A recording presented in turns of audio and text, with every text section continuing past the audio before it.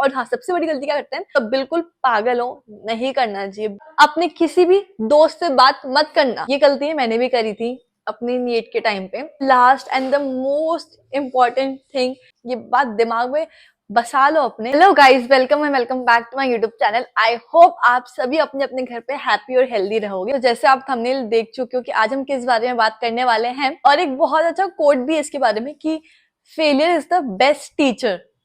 सो आज मैं आपको वो 5 बड़ी मिस्टेक के बारे में बताना चाहती हूँ जो आपको नहीं करना चाहिए, बिल्कुल नहीं करना चाहिए। अगर आप चाहते हो कि आपका नीट में सिलेक्शन हो तो we will start from the one and then second, third, fourth, fifth and the fifth one सबसे ज्यादा इंपॉर्टेंट है।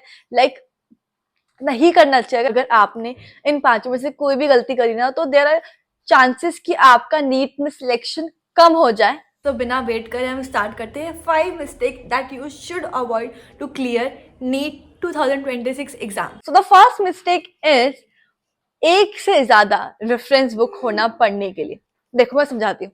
एग्जाम के 6 महीने पहले तक, एग्जाम के 5 महीने पहले तक, एग्जाम के 7 महीने पहले तक, एग्जाम के 1 साल पहले तक आपको जितनी भी बुक से पढ़ना आप पढ़ लो, ठीक है। आपको जितनी भी बुक से नॉलेज गेन करना आप नॉलेज गेन कर लो।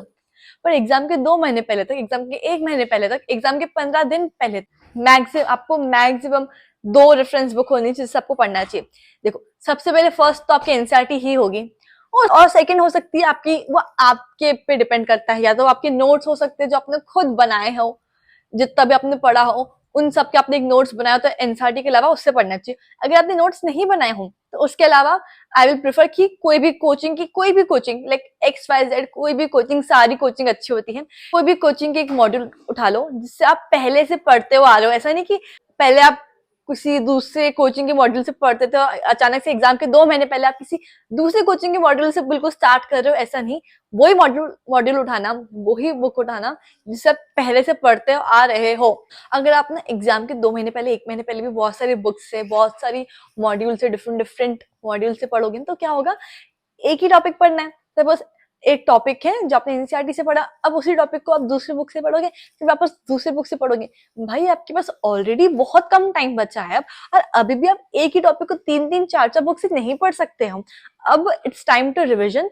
जल्दी से एक टॉपिक को आपको बहुत बार पढ़ना है। आप एक टॉपिक को 4 बार नहीं पढ़ सकते फ्रॉम डिफरेंट बुक, और डिफरेंट बुक में डिफरेंट तरीकों से उसको बताया गया होगा, है ना। तो ये नहीं करना है, ज्यादा अपना दिमाग हर जगह नहीं लगाना है। और हाँ, सबसे बड़ी गलती क्या करते हैं, हमें लगता है कि हमारा दोस्त इस बुक से पढ़ रहा है, ये बुक ज्यादा अच्छी होगी क्योंकि उसको ज्यादा मार्क्स आ रहे हैं इस बुक से पढ़ के, तो हम एग्जाम के 1 महीने पहले चेंज कर देते हैं, नहीं इस बुक से पढ़ेंगे तो ज्यादा मार्क्स आएंगे। तो बिल्कुल पागल हो, नहीं करना चाहिए, बिल्कुल नहीं करना चाहिए।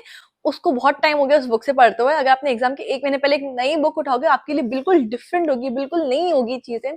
उसको देखो, जब हम एक बुक से बार बार पढ़ते हैं ना, तो हमें उस बुक की आदत हो जाती है। तो अगर मैं एनसीईआरटी से बार बार पढ़ रही हूँ ना, तो मुझे उस बुक की आदत हो जाएगी। तो मैं जैसे ही उस पेज को खोलूंगी ना, मेरे दिमाग में सब कुछ रिकैप हो जाएगा, ठीक है।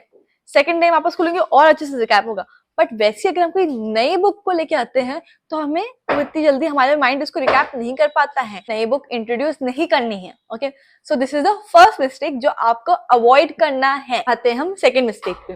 देखो, ये गलती मैंने भी करी थी अपनी नीट के टाइम पे, और ये गलती नहीं करनी चाहिए आप लोगों को। अगर आप करते हो तो प्लीज अब से मत करना ये गलती। इट इज कि एग्जाम के 1 महीने पहले, 15-20 दिन पहले, 20 एग्जाम के 1 महीने पहले से ना आपकी कोचिंग ना ग्रैंड टेस्ट GT लगाने चालू करते हैं। इट इज लाइक जो बिल्कुल नीट की पैटर्न में होते हैं, कि उसमें भी आपको 3 घंटे का टाइम मिलता है, और उसमें आपको फुल कोर्स आता है और आपको सॉल्व करना होता है। और बहुत सारे बच्चे ये ग्रैंड टेस्ट नहीं देते हैं, उनको डर लगता है कि अरे अभी हमारी प्रिपरेशन नहीं हुई है, अभी नहीं देता हूँ मैं, इस वीक वाला नहीं देता हूँ, अगले वीक वाला दूंगा।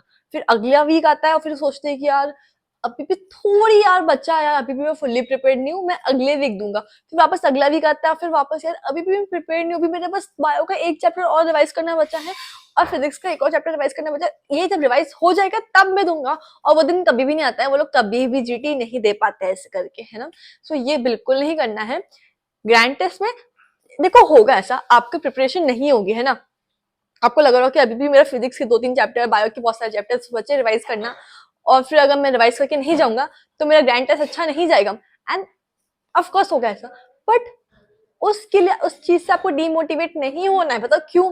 देखो, अगर आप ग्रैंड टेस्ट नहीं दोगे ना, तो ग्रैंड टेस्ट से आप क्या क्या सीखते हो? ग्रैंड टेस्ट से आपको एग्जाम के रूम में 3 घंटा बैठने सिखाता है वो, कि 3 घंटा बिना उठे बिना डिस्ट्रैक्शन के आपको अपना पेपर सॉल्व करना है। ये फर्स्ट चीज है। सेकेंड चीज क्या सिखाता है वो? स्ट्रेस को मैनेज करना। उस वक्त भी आप देख रहोगे कि आपके कोचिंग के बहुत सारे बच्चे एग्जाम दे रहे होंगे, और आपको देख के डर लगता होगा यार कि यार ये ज्यादा पढ़ के आया है, इसको ज्यादा मार्क्स आएंगे, मुझसे ये ज्यादा पढ़ के आई है, इसको ज्यादा मार्क्स आएंगे मुझे। उस वक्त पे आपको दूसरों की तरफ नहीं देखना है, आपको सिर्फ और सिर्फ अपना देखना है कि आपको किस तरीके से अपना पेपर सॉल्व करना है विदाउट एनी डिस्ट्रैक्शन जो आसपास के आपके लोगों के कारण आप हो रहे हो। The third and one of the most important thing is, जो गलती नहीं करनी चाहिए, बिल्कुल नहीं करनी चाहिए, मतलब ये सेकंड का ही पार्ट है। तो आप जीटी से और क्या चीज सीखते हो? ग्रैंड टेस्ट से ये सीखते हो कि कैसे अपने पेपर को सॉल्व करना है, कि पहले मुझे फिजिक्स करना चाहिए, पहले मुझे केमिस्ट्री करना चाहिए, कि पहले मेरे को बायो करना चाहिए, कि मुझे फिजिक्स को कितना टाइम देना चाहिए, मुझे केमिस्ट्री को कितना टाइम देना चाहिए, मुझे बायो को कितना टाइम देना चाहिए।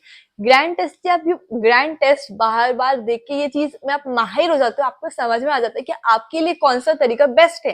ठीक है, सबके लिए डिफरेंट डिफरेंट तरीके बेस्ट होते हैं। अब आपको अपना खुद का तरीका डिस्कवर करना है, तो उसके लिए आपको ग्रैंड टेस्ट देना बहुत जरूरी है। उससे आपका स्ट्रेस मैनेजमेंट हो गया, पेपर किस पैटर्न से सॉल्व करना है वो हो गया, हम विदाउट एनी डिस्ट्रैक्शन 3 घंटे तक कैसे बैठना है ये हो गया।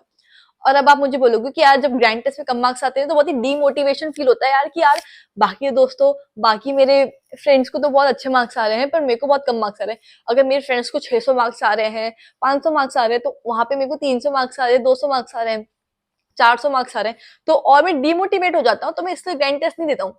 आप बिल्कुल गलत कर रहे हो। देखो, ग्रैंड टेस्ट में मोस्टली ना कम मार्क्स आते हैं, सबको आते हैं, ठीक है। और ग्रैंड टेस्ट की वजह, जब आप ग्रैंड टेस्ट देना चालू भी करते हैं ना, उस वक्त तक भी अपना रिवीजन इतने अच्छे से नहीं होता है। पर जब आप ग्रैंड टेस्ट दोगे ना, आपको खुद आपके लूप होल समझ में आएंगे कि कहाँ कहाँ आपका गलती हो रही है। लाइक जब आप एक चैप्टर पढ़ते हो, उस चैप्टर से एक क्वेश्चन आया, आपने उस चैप्टर को रिवाइज करके रखा होगा, पर जब ग्रैंड टेस्ट में वो क्वेश्चन आया तो आप सॉल्व नहीं कर पाए, तो इसका मतलब ये है कि वो चैप्टर आपने पढ़ा तो है, पर इतना एफिशिएंटली नहीं पढ़ पाए कि उसका आप सारे क्वेश्चन को सॉल्व कर पाओ। तो आपको वापस उस चैप्टर को इतना एफिशिएंटली पढ़ना है। ग्रैंड टेस्ट आपको बताता है कि आप अभी किस लेवल पे खड़े हो, अभी आपको बहुत मेहनत करनी है। ये आपको डिमोटिवेट नहीं कर रहा है, ये आपके लूप होल्स को भर रहा है कि यार आपको कुछ समझाए कि यार क्या क्या गलती हो रही है, ये सब गलती अब नहीं करना। सपोज मान लो फॉर एग्जाम्पल आपके ग्रैंड टेस्ट में आपका बायो बहुत खराब गया, तो इससे आपको लगे यार शिट यार, बायो मेरे को कुछ नहीं आता है, मैं इतना पढ़ लिख के भी मेरे को कुछ नहीं आ रहा, मैं ऐसे नहीं हो पाएगा, मैं ग्रैंड टेस्ट नहीं दूंगा, मैं सिर्फ रिवाइज करूंगा, मैं ग्रैंड टेस्ट ये सब नहीं दूंगा। ठीक है, गलत कर रहे हो। अब पूछो क्यों? जब आपका एक बायो का क्वेश्चन गलत हुआ, वहां पे आपको उस क्वेश्चन के लिए उस चैप्टर के पास वापस जाना चाहिए और देखना चाहिए कि ये क्वेश्चन क्यों गलत हुआ, मैंने क्या गलत किया। उसके बाद जब उस चैप्टर को पढ़ोगे ना वापस, मैं गारंटी देती हूँ सेकंड टाइम वो क्वेश्चन गलत नहीं होगा, क्योंकि आपने उस क्वेश्चन को पहले पढ़ा, अच्छा ये गलती हुई है मुझसे, और उसके बाद आप जाके देख रहे हो कि अच्छा ऐसा था ये। उसके बाद चांसेस ऑफ कि वो मिस्टेक वापस हो, वो लाइक 10% में नहीं 5% तक बचती होगी। मैं मजाक नहीं कर रही, सच्ची में ऐसा होता है। तो अगर आप ग्रैंड टेस्ट दोगे तो आपको बहुत, सच्ची में ग्रैंड टेस्ट देने से ना आपका ही कॉन्फिडेंस, आपको लगेगा यार ग्रैंड टेस्ट देने से ना मेरा कॉन्फिडेंस कम होगा, ऐसा होगा। ग्रैंड टेस्ट देने से आपका कॉन्फिडेंस कम होगा, इतना कम होगा कि आपको ऐसा लगेगा कि अब तो मैं नीट क्लियर कर ही नहीं पाऊंगा, है ना, होगा। बट अगर आप ग्रैंड टेस्ट नहीं दोगे ना, तो आपकी नीट क्लियर करने के चांसेस और कम हो जाएंगे, क्योंकि आपको समझ ही नहीं आ रहा कि आप गलती कर कहाँ रहे हो। जब तक आप प्रैक्टिस टेस्ट नहीं दोगे, जब तक आप नहीं खेल के देखोगे क्या प्रॉब्लम आ रही है, वैसे तब तक आपको पता ही नहीं चलेगा कि आपकी गलती हो रही है तो कहाँ हो रही है। आप पढ़ तो सब रहे हो, पर आपको मार्क्स नहीं आ रहे। जब आप पढ़ोगे, मार्क्स के लिए तैयारी करोगे, और जब आप देखोगे अच्छा यहाँ गलती हो रही है, जब वापस उसके पास जाके देखोगे, अच्छा इस तरीके से मैं तो सोच इस तरीके से रहा था, मेरे को पर इस तरीके से करना था, तब जाके आपको समझ में आएगा कि आपकी कहाँ कहाँ गलती हो रही है। और तब जाके वो मार्क्स जो कि 50 आ रहे थे, नेक्स्ट टाइम 60 आएंगे, नेक्स्ट टाइम 70 आएंगे, वापस शायद तक 50 आ सकते हैं। पर आपने इतनी सारी आपकी मिस्टेक को वापस रीथिंक किया है, वापस उसके पास गए हो, रीचेक किया है, जिससे वो मिस्टेक एग्जाम के टाइम पे ना, जब आपका नीट का पेपर होगा ना, तब नहीं होगी, बहुत ही रेयर होगी, क्योंकि आपने उस पहले मिस्टेक को पहले ही डायग्नोस कर लिया, तो नीट एग्जाम के टाइम पे वो मिस्टेक होने के चांसेस काफी काफी कम हो जाते हैं। ये हमारी सेकेंड मिस्टेक। तो आप समझ गए कि ग्रैंड टेस्ट देना इंपॉर्टेंट है। कम मार्क्स आए तो भी चलता है, ज्यादा मार्क्स आए तो बहुत अच्छी बात है, कम मार्क्स आए तो भी चलता है। मेहनत करते जाओ करते जाओ, और जो भी गलतियां हो रही ग्रैंड टेस्ट में आके घर आके देखो कि क्या क्या गलती हो रही है, उन गलतियों पे दिमाग लगाओ कि ऐसा मैंने क्यों करा, ये गलती क्यों हो गई। जब एनसीईआरटी का कुछ क्वेश्चन आया था, बायो का कुछ क्वेश्चन आया था और मैंने ये आंसर मार्क क्यों कर दिया, बट आंसर तो ये था, क्या मुझसे पढ़ने में क्या क्या गलती हो रही है, बहुत कुछ समझ में आता है और उससे आपके मार्क्स देखना बहुत इंप्रूव होंगे। एग्जाम में भी आपको आपकी बहुत सारी गलतियां समझ में आएगी। तो अब आते हैं हमारी थर्ड मिस्टेक में। मिस्टेक जो मैंने नहीं करी थी अपने नीट के एग्जाम में, पर मेरे बहुत सारे दोस्तों ने करी थी अपने नीट के एग्जाम में, और उसके कारण उनका सिलेक्शन नहीं हो पाया, विच इज खुद की एक फॉर्मूला बुक नहीं बनाना। ओके, फॉर्मूला बुक बहुत इंपॉर्टेंट होती है आपके नीट एग्जाम में। ठीक है, मैं बताती हूँ क्यों। फिजिक्स में इतने सारे फॉर्मूला है, केमिस्ट्री में, इनऑर्गेनिक में तो एक्सेप्शन है, फिजिकल केमिस्ट्री में इतने सारे फॉर्मूला है। ठीक है, ये सब फॉर्मूला लास्ट मोमेंट पे आप कैसे रिवाइज करोगे, है ना। क्वेश्चन तो फॉर्मूला बेस आते हैं, है ना, ऐसे तो नहीं है कि किसी में फॉर्मूला लगता नहीं है। थर्मोडायनेमिक्स हो जाए, स्टेट्स ऑफ मैटर हो जाए, यहाँ पे अपना इलेक्ट्रिक करंट वाला चैप्टर आ जाए फिजिक्स में, कोई भी चैप्टर हो जाए, फॉर्मूला तो आएंगे, तो फॉर्मूला तो आपको रिवाइज करना पड़ेगा ही पड़ेगा। अब आपके पास अगर इतना दिमाग है कि आप एग्जाम टाइम में खुद फॉर्मूला डिराइव कर सकते हो, सो देन आपको फॉर्मूला याद करने की कोई जरूरत नहीं। पर अगर आपके पास इतना दिमाग नहीं है तो आपको फॉर्मूला बुक बनानी पड़ेगी, लाइक बनानी पड़ेगी। देखो, अगर आपको आपकी कोचिंग से मिलती है formula book, so well and good, तो आपको बनाने की जरूरत नहीं है। पर स्टिल मैं बोलूंगी कि बनाना चाहिए फॉर्मूला बुक, क्योंकि वो एक आपका क्विक रिवीजन होती है। जब आप फॉर्मूला बुक पढ़ते हैं तो आपको यार वहां पर जैसे कोई क्वेश्चन आया आपके फिजिक्स में और आपने देखा कि यार हाँ, इस क्वेश्चन में ये वाला फॉर्मूला लग सकता है, क्योंकि मैंने इसको बहुत बार प्रैक्टिस किया है, बहुत बार पढ़ा है, तो विद इन सेकेंड्स आपको क्लिक हो जाता है। आपको लगता है कि आप एग्जाम के 15 दिन पहले फॉर्मूला रिवाइज करोगे, 15 दिन पहले फॉर्मूला लर्न करोगे तो हो जाएगा सब कुछ, तो नहीं। एग्जाम के 1 महीने पहले से फॉर्मूला को रिवाइज करना स्टार्ट कर देना चाहिए। फॉर्मूला बार बार बार बार रिवाइज करना चाहिए। मैंने खुद एग्जाम के 1 महीने पहले से फॉर्मूला बुक मेरी रिवाइज करना स्टार्ट कर दी थी। उसमें मैंने फिजिक्स के फॉर्मूला लिखे थे, केमिस्ट्री के फॉर्मूला लिखे थे, मैंने उसमें इनऑर्गेनिक के सारे एक्सेप्शन, इनऑर्गेनिक के जितने भी एक्सेप्शन थे ना, वो सब लिखे थे कि डाउन द ग्रुप क्या होता है, कहाँ कहाँ ऐसा होता है। एक चीज लिखा था उसमें जो मेरी लास्ट रिवीजन के वक्त पे बहुत ज्यादा हेल्पफुल थी, लाइक बहुत बहुत बहुत ज्यादा हेल्पफुल थी। आप सबको भी खुद के लिए एक फॉर्मूला बुक बनानी चाहिए, और अगर आपको कोचिंग की मिल रही है तो वेल एंड गुड, नहीं तो फिर आपको खुद की एक फॉर्मूला बुक बनानी चाहिए और उसको एग्जाम के 1 महीने पहले से रिवाइज करना स्टार्ट कर देना चाहिए। Okay, this is the third mistake, ये हो गई। अब हम आते हैं फोर्थ मिस्टेक पे, जो बहुत सारे लोग करते हैं और ये बिल्कुल भी नहीं नहीं नहीं नहीं करना चाहिए। Okay, this is not solving previous year question. Okay भाई, आप कैसे कर सकते हो वाली गलती, ये गलती एक्सेप्टेबल भी नहीं है।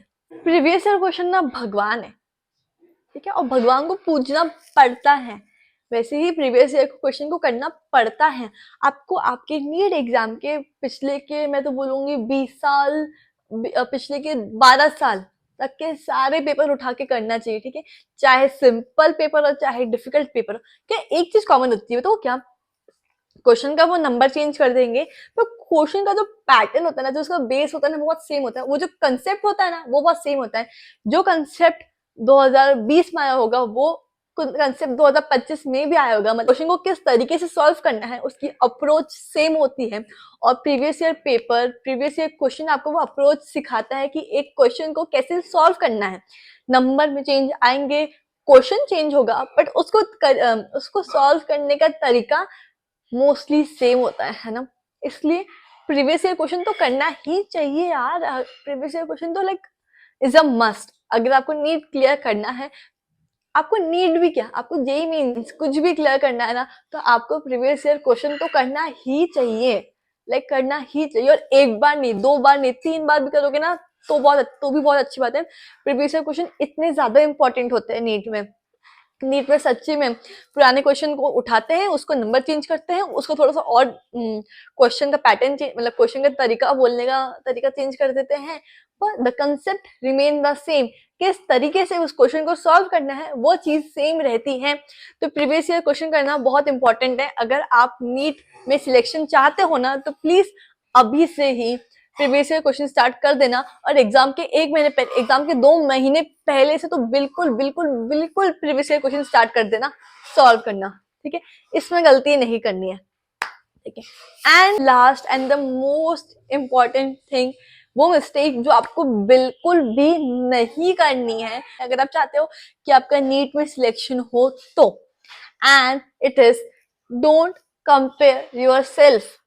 भाई देखो, नीट ऑलरेडी एक स्ट्रेसफुल एग्जाम है, उसमें आपकी फिजिकल हेल्थ भी डिटोरिएट होती है, क्योंकि बहुत सारे बच्चों को खाने की इच्छा नहीं होती है जब एग्जाम टाइम होता है, या फिर बहुत सारे बच्चों को एग्जाम टाइम में बहुत ज्यादा खाने की इच्छा होती है। तो आपकी फिजिकल हेल्थ तो ऑलरेडी खराब चल रही है, आपको टाइम खुद के लिए मिलता ही नहीं है कि आप जिम जाओ या फिर घूमो, खेलो, खाओ पियो, इसके लिए टाइम नहीं मिलता ज्यादा कि आप ये सब पे ध्यान दे पाओ।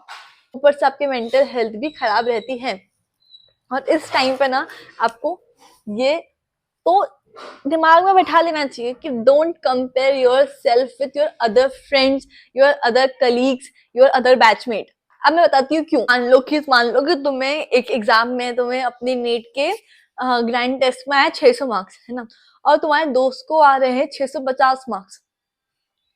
तुम तुम्हारे 600 मार्क्स में खुश थे, बट जैसे ही तुमने देखा कि तुम्हारे दोस्त को 650 मार्क्स आए तो तुम दुख हो गए, तुम्हें दुखी हो गए कि यार ये वो तो मुझसे कम पढ़ता था, वो तो मुझसे ज्यादा मस्ती भी करता है, बट भी उसको 650 मार्क्स क्यों आए और मेरे को 600 मार्क्स क्यों आए। तुम्हारा दिमाग वही खराब कि यार उसको मुझसे ज्यादा मार्क्स क्यों आए, या वो तो बोलता है कि मैं पढ़ाई कम करता हूँ, स्टिल उसको मुझसे ज्यादा मार्क्स क्यों आ रहे हैं। नहीं करना है यार, उसके मार्क्स उसको जो लाना है तुम उसको लाने दो। तुम अपने मार्क्स देखो, तुम अपने मार्क्स पे खुश हो, तुम अपने मार्क्स पे दुखी हो। देखो, हर एक इंसान को ना, हर एक बच्चे को ना अपने ना एक गोल बनाना चाहिए कि यार मेरे को ना नीट में इतने मार्क्स लाने ही हैं। एक खुद का गोल होना चाहिए कि मेरे को 650 मार्क्स लाने हैं या फिर 600 मार्क्स लाने हैं। अपने गोल को देखना चाहिए, बाकी सबका गोल क्या है आपको उससे मतलब नहीं होना चाहिए, क्योंकि अगर आप बाकी सबके गोल पे ध्यान रखोगे ना, तो आप कभी भी खुश तो हो ही नहीं पाओगे, और आप खुद इस चिंता में आ जाओगे कि यार ये इतना अच्छा क्यों कर रहा है, मैं इतना बेकार क्यों कर रहा हूँ, ये इतना अच्छा क्यों कर रहा है, मैं इतना बेकार क्यों कर रहा हूँ, ये तो खुश भी है, ये तो मस्ती भी कर रहा है, स्टिल ये मुझसे अच्छा परफॉर्म कैसे कर रहा है। नहीं, सबकी अलग अलग तरीका होता है मेहनत करने का, सबकी अलग अलग कैपेसिटी होती है मेहनत करने की, और आप किसी से कंपेयर करके ना आप खुद को ही डिमोटिवेट करो। सामने वाले का कुछ नहीं जा रहा है, वो तो अच्छे से पढ़ाई कर रहा है, आप पढ़ते वक्त जब अपनी पढ़ाई कर भी रहोगे ना, तब भी आपके दिमाग में चल रहा होगा यार मेरे दोस्त को 650 मार्क्स कैसे आ गए, मेरे को क्यों नहीं आ पाए। यार उसको आ गया ना, उसको वो खुश, उसको दुखी होने दो, उसको खुश होने दो, तुम उसका दिमाग मत लगाओ, तुम अपनी पढ़ाई पे कंसंट्रेट करो, ठीक है। तुम्हारे मार्क्स, तुम्हारा सब कुछ, तुम अपना खुद का देखो, सामने वाले के मार्क्स से मत चिंता करो, ठीक है। अगर आप खुद को दूसरे से कंपेयर करोगे ना यार, तो सब आपका ही लॉस है, सामने वाले का कोई लॉस नहीं है। आप ही ओवर थिंकिंग में आ रहे हो, आप ही पढ़ाई करते वक्त उसके बारे में सोच रहे हो, वो तो मस्त पढ़ाई भी कर रहा है और एंजॉय भी कर रहा है, और आप ना पढ़ाई कर पा रहे हो ना एंजॉय कर पा रहे हो, ठीक है। तो सेट योर ओन गोल और सिर्फ उस पर ध्यान रखो, बाकी सबके क्या गोल है, बाकी सबके क्या मार्क्स है, बाकी सब क्या चाहते हैं, उस पर ध्यान मत दो, ठीक है। और एक और बहुत इंपॉर्टेंट बात जो मैं सबसे कहना चाहती हूँ कि एग्जाम के 1 वीक पहले, एग्जाम के 2 वीक पहले, चाहो चलो मान लो एग्जाम के 3 वीक पहले, अपने किसी भी दोस्त से बात मत करना। देखो होता क्या है, आप अपने दोस्त से बात करते हो, तब दोस्त को कॉल करते हो, हेलो क्या कर रहा है, और फिर से पूछते हो, कहीं ना कहीं आपकी वो बात उस ट्रैक पे आई जाती है, उससे पूछते हो कि यार तेरा कितने बार रिविजन हो गया, तो दोस्त बोलता है मेरा 11 से 10 बार रिविजन हो चुका है, और तुम्हारा दिमाग खराब कि यार मेरे दोस्त को तो 11 से 10 बार रिविजन हो चुका है, और अभी तक मेरा तो सिर्फ 2 बार ही रिविजन हुआ है, और वहां पे तुम पूरे डिमोटिवेट हो चुके हो कि यार मेरा सिलेक्शन तो हो ही नहीं सकता है, क्योंकि इन 3 वीक के अंदर मैं 11 से 10 बार रिवीजन नहीं कर सकता हूँ, तो मेरा सिलेक्शन तो हो ही नहीं सकता है, और मेरे दोस्त ने तो 11 से 10 बार रिवाइज कर लिया है।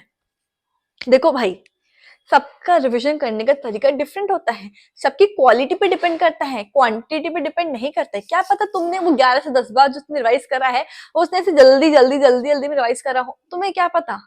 तुम्हें पता है क्या? और जो तुमने 2 बार ही रिवाइज किया है वो तुमने बहुत ही अच्छे से एक-एक चीज़ को बहुत ही अच्छे से रिवाइज करा हो। तो सामने वाले का जस्ट नंबर्स देख के खुद डिमोटिवेट या फिर खुद का दिमाग खराब नहीं करना, ठीक है? अगर आपको अपने दोस्तों से बात करनी भी है ना, तो प्लीज़ पढ़ाई के अलावा बात करना, पढ़ाई वाले टॉपिक पे बात मत करना, क्योंकि उससे सिर्फ तुम्हारा दिमाग खराब होगा कि यार सामने वाले का तो इतना हो चुका है, मेरा अभी भी बहुत कुछ बचा है, मैं कर पाऊँगा कि नहीं कर पाऊँगा। सेल्फ डाउट में आ जाओगे, जब सेल्फ डाउट में आओगे तो आपका कॉन्फिडेंस लूज़ होगा और आप नहीं चाहते हो कि आपके एग्ज़ाम के 3 वीक पहले, 2 वीक पहले ये सब हो, तो अपने दोस्तों से पढ़ाई को लेके बात नहीं करना। अगर आपके पीसीबी के अलावा भी कोई दोस्त है जो लाइक इंजीनियरिंग में है या फिर आर्ट्स में है, ह्यूमैनिटीज़ में है, तो आप उससे बात कर सकते हो, क्योंकि आप दोनों के टॉपिक सेम तरीका नहीं होगा, लाइक क्योंकि उस वक्त आप लोग क्या सेम पढ़ाई पे बात नहीं कर सकते ना, आप लोग कुछ डिफरेंट टॉपिक पे ही बात करोगे। बट अगर आपके दोस्त पीसीबी में है तो प्लीज उनसे पढ़ाई को लेके तो बात मत ही करना एग्जाम के 3 वीक पहले, क्योंकि फिर अगर उसने कुछ भी बोल दिया ना, तो पढ़ाई करते वक्त आप बस वही सोचते रहोगे कि यार उसका तो इतना कुछ हो चुका है और मेरा अभी तक कुछ भी नहीं हुआ है, मेरा तो पक्का सिलेक्शन नहीं होने वाला है। तो ये गलती मत करना। अगर आप रिवाइज कर रहे हो तो उतना अच्छे से तो रिवाइज करो कि आपको वो सब चीजें याद रहे। Just for the sake of revision revision नहीं करना है। रिविजन इसलिए करना है कि वो आपके दिमाग में जाए, आपके दिमाग में घुसे जाके। ओके। और एक और बात, किसी ने मुझसे क्वेश्चन करा था कि अगर क्या हमें 10th में कम परसेंटेज आए हैं तो क्या हमारे नीट में सिलेक्शन होगा? बिल्कुल होगा, बिल्कुल बिल्कुल बिल्कुल होगा। मैं बताती हूँ, रियल लाइफ एक्सपीरियंस देती हूँ मैं। मेरी एक फ्रेंड थी कोचिंग में, लाइक उसको ना उसके 10th में ना बहुत अच्छे परसेंटेज आए थे, अराउंड समथिंग लाइक 98 97 परसेंटेज आए थे, है ना? बट उसका नीट में सिलेक्शन नहीं हुआ। और मेरा एक कोचिंग में फ्रेंड थी जिसको नीट में, उसको 10th में काफी कम परसेंटेज आए थे, लाइक 70 80 आए होंगे, 70 आए होंगे, बट उसका गवर्नमेंट कॉलेज में सिलेक्शन हुआ। तो इट डजेंट मैटर कि आपके 10th में क्या परसेंटेज आए, आपके 12th में क्या परसेंटेज आए। अगर आप नीट एग्जाम के लिए अच्छे से मेहनत कर रहे हैं, अगर आप गलतियां नहीं करते हैं, जो ये मैंने 5 गलतियां बताई हैं, अगर आप उनमें से एक भी गलतियां नहीं करते हैं, आप पढ़ाई अच्छे से करते हैं, आप अपने आप को देखते हैं, अपने गोल पे ध्यान देते हैं, तो आपका पक्का नीट में सिलेक्शन होगा।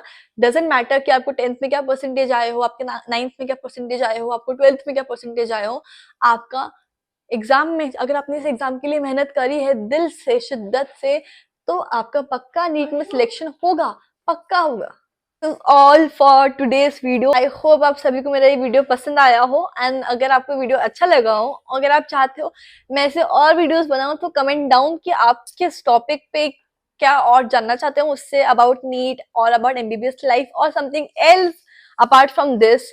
Let me know in the comment section. Okay, thank you so much. और अगर आपने सब्सक्राइब नहीं करा है, अगर आप मेरी वीडियो को पहली बार देख रहे हो, तो like subscribe. Okay, bye, thank you so much, bye.